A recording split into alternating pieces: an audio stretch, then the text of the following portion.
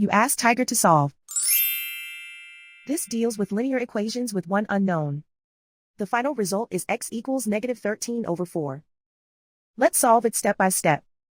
Simplify the expression. Group like terms. Simplify the arithmetic. Group all x terms on the left side of the equation. Subtract 3x from both sides.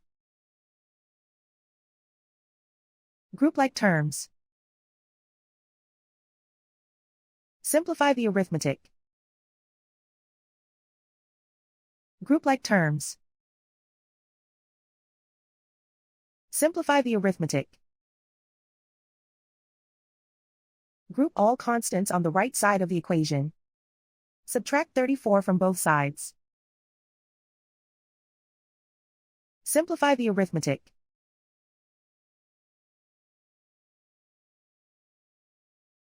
Isolate the x.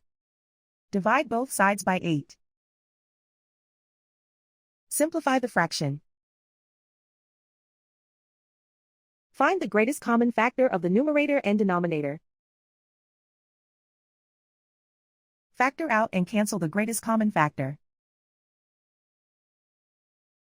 And so the final result is x equals -13/4.